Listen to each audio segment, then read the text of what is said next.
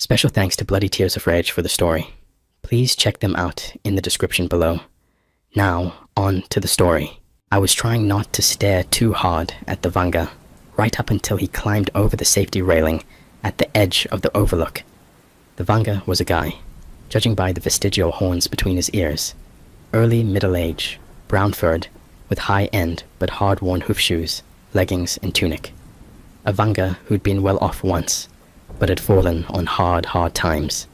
That might explain why he was climbing over the rail at the edge of a 1,000-foot scenic drop-off. He grabbed the railing with all four hands and clumsily swung both right legs over, then his left ones. He stood there on the edge for a moment, ears flicking in the breeze, those big meat-shear teeth bared at the sunset, obviously nerving himself for the big step. "Hey, bud," I called out to him, coming out of the shadows under the trees. "What's up?" He swung his head to me so quickly, I was afraid I'd startled him into a fall. "Stay back, human," he hissed at me. "Don't try to stop me." I pulled my hands out of my hoodie and held them up in a peace gesture. "Hey, no worries, man. I'm just asking what you're up to." The Vanga rolled his eyes, which means the same thing for Vanga as it does for humans, and said, "Isn't it obvious? I'm painting the fucking sunset." Withering sarcasm is another thing our species have in common. "Really?" I asked, easing in his direction. "It looks like you're about to paint the rocks down below instead." The Vanga coughed out the kind of laugh that you make when you really don't want to find something funny, but do anyway. "Yeah, that's the plan. Not much gets by you fucking skinnies, huh?" That was a politically incorrect Vanga term for humans. Not quite a slur, but not quite an affectionate nickname. I replied with a smirk. "Hey now, let's leave the racism out of this conversation, you fucking spider llama." I returned the skinny remark in kind. He scowled at me. "How about we just don't converse at all then?" "But why not, man? You in a hurry? I mean, if you've got somewhere to be, don't let me hold you up." I pulled out a knock stick and lit it, taking a couple of hits. The Vanga just stared at me with a mix of curiosity and mistrust. "I don't think you're supposed to be smoking that," he said after a bit. I gave him a grin. "You gonna rat me out?" He just snorted and went back to staring out off the cliff, over the acres of blue-green parkland below, and across the city lightscape that was just flickering to life as the sun settled low in the east. I heard him sigh. "As lost sights go, you could definitely do worse than that," I said, leaning on the rail not too far from him.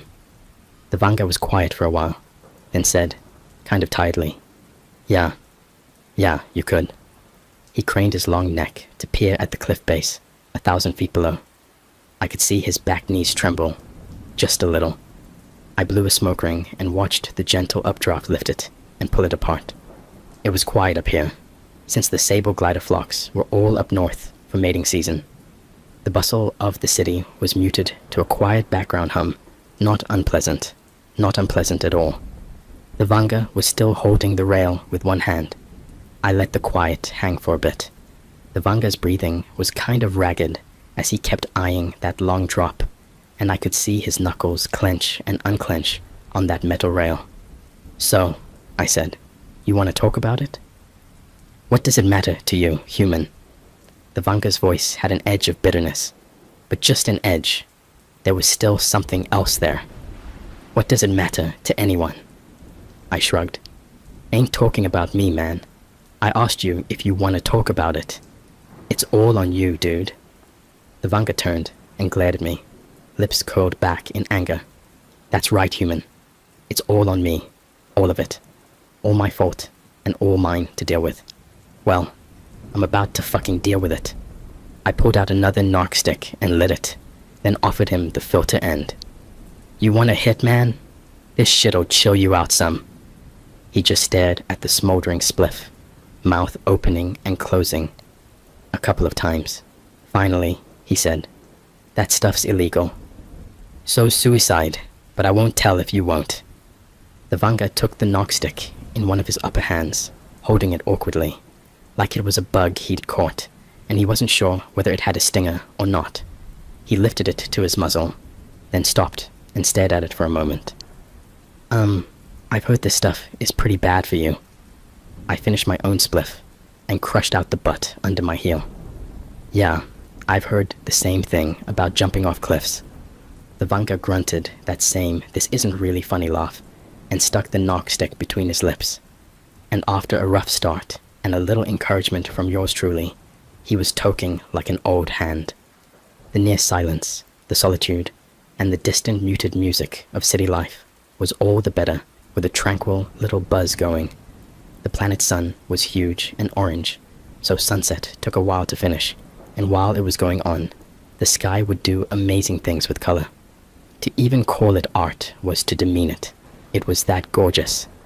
The Vanga and I soaked it all in together, he on his side of the safety railing, and me on mine.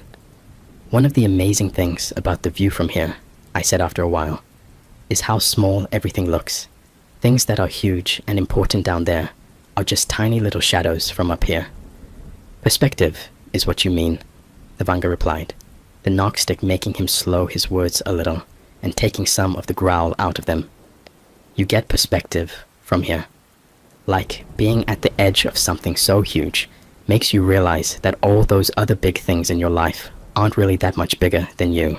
After all, he swept the 3 hands that weren't holding the railing at the panorama before us, then stopped, as though groping with them. It's like how being right at the edge of death, of knowing you'll be dead in just a moment, makes every other problem in your life look so much lesser by comparison. I grunted, nodding. So death's a problem now, rather than the answer? Ah, fuck you, human. You know what I mean. He gazed down at the cliff base again, barely visible as twilight began swallowing us and the parklands below. His knees weren't trembling anymore, but that bottom left hand was holding tighter than ever to the railing. I gave him a moment, but not too long, just in case, and asked again, "So, you want to talk about it?" The Vanga blew out a long, gusty sigh, the kind that makes your whole body slump, then waved a hand in a motion that means the same as a human shaking their head. He closed his eyes and leaned his head back. "No," he said. "I really don't, but..." He swallowed so thickly, he had to clear his throat. "I don't think I want to jump either. Not just now. I think I've got at least a few more days left in me." "That's good, man. That's just how you've got to live sometimes." I put a hand on the arm that was holding the railing.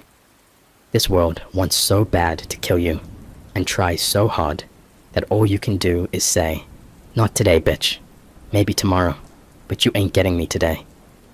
"Huh, that's good." One of the Vanga's ears flicked in amusement.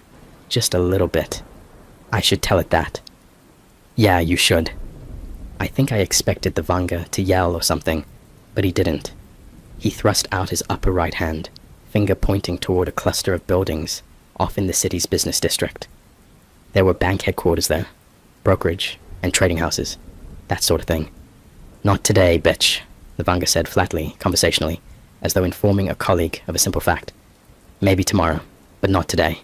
Not today." "Cool, man. Very cool." I held out a hand to him. "You need a hand getting back over the railing." He grasped my hand in one of his lower ones. "No," he replied, "but I'll take the help anyway."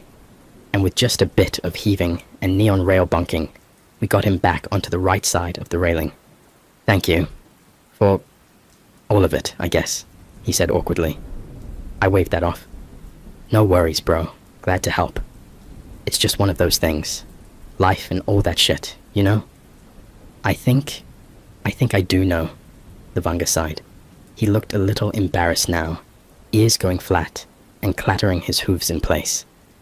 "So, what brings you up here anyway? Do you just hang out at the Overlook all the time, dispensing drugs and wisdom, or what?" Now it was my turn to be embarrassed and shuffle my feet and find other places to look. Ah, shit. I hate to admit this now. "What?" The Vanga cocked his head, frowning. "Oh, well, nothing to it but to do it." I sighed and stuck a hand in my hoodie pocket. When I drew it back out, I was holding the junky Gauss pocket pistol I'd been carrying for the last 3 weeks.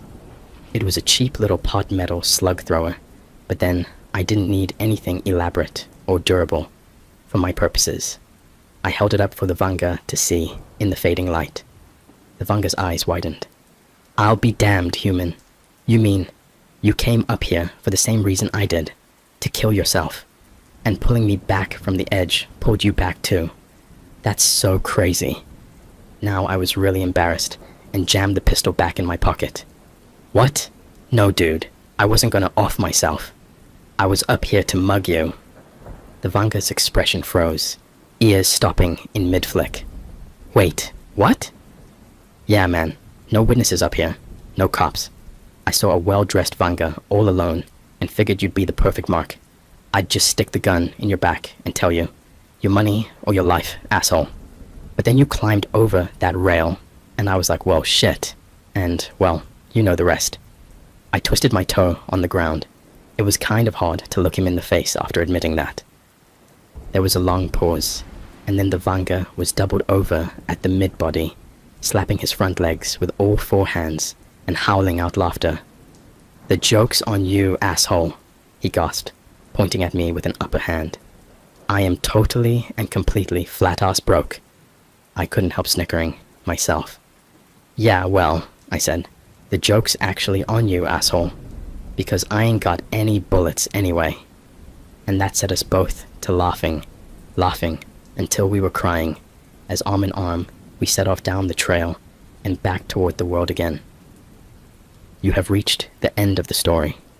If you enjoyed this story and wants to support us, please leave a like and subscribe to our channel. And for every comment that comments, I enjoyed this story, I will heart every single one of them. Thank you for your time.